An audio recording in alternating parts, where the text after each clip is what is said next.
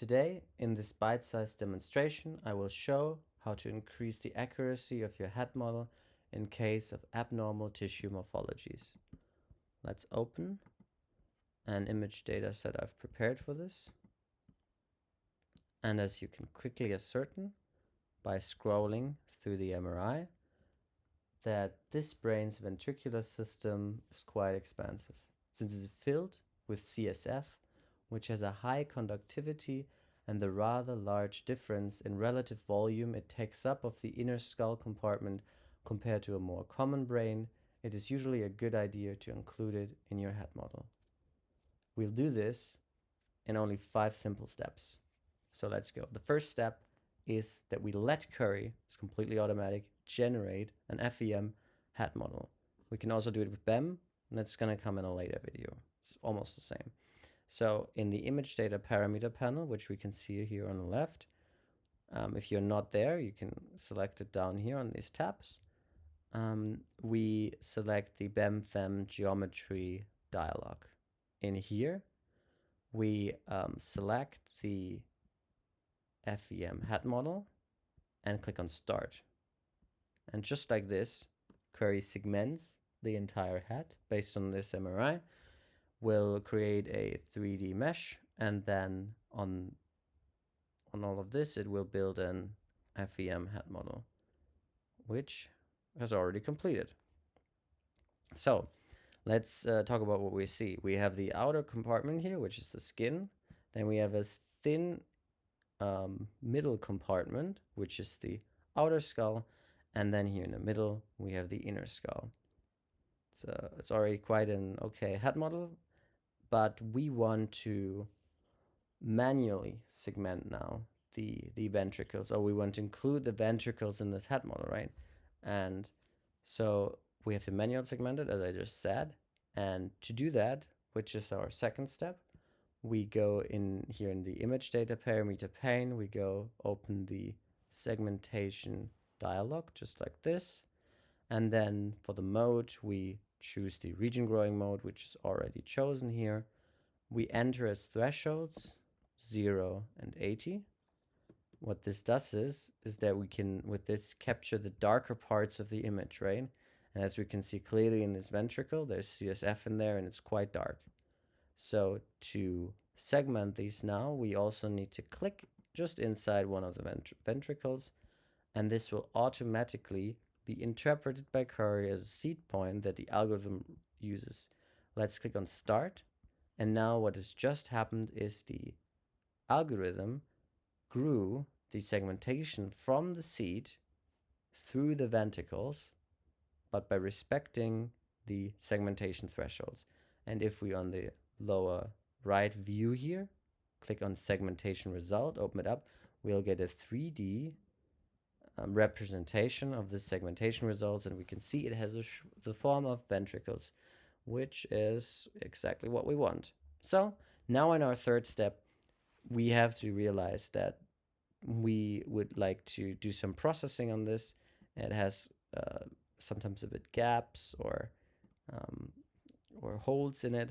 To close these, we go into the next dialog here in the image data parameter pane and open the morphology dialog. Here under mode, we select closing to close all these small imperfections.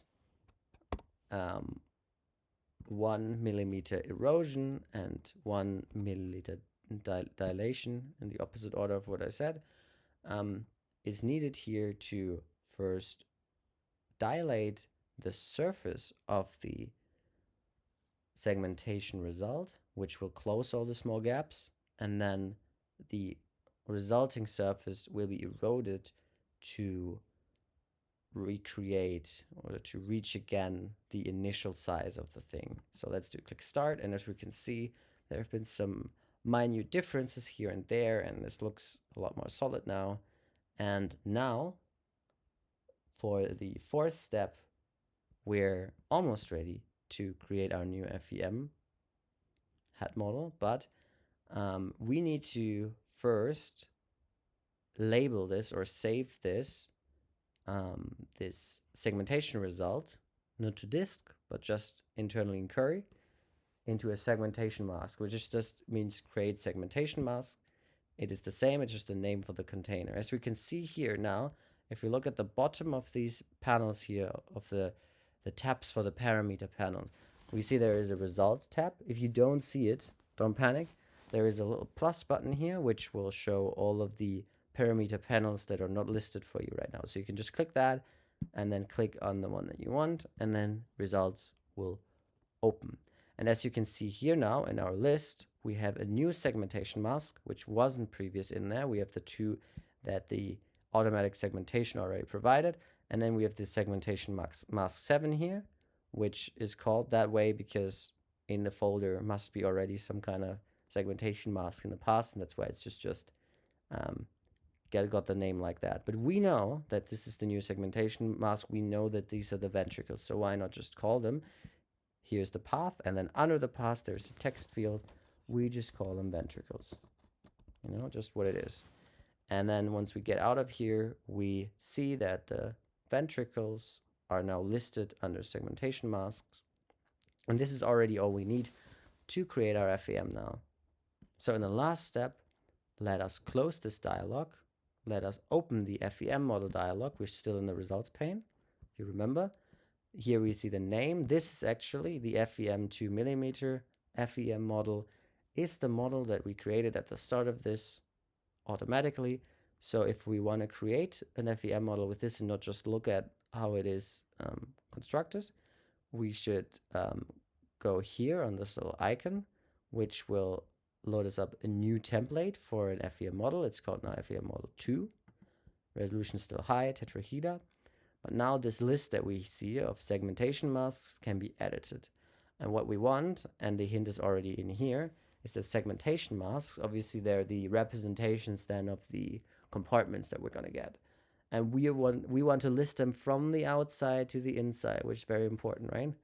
And so we remember these FEM skin, outer skull, inner skull comes from the generated head model from the start of this video, right?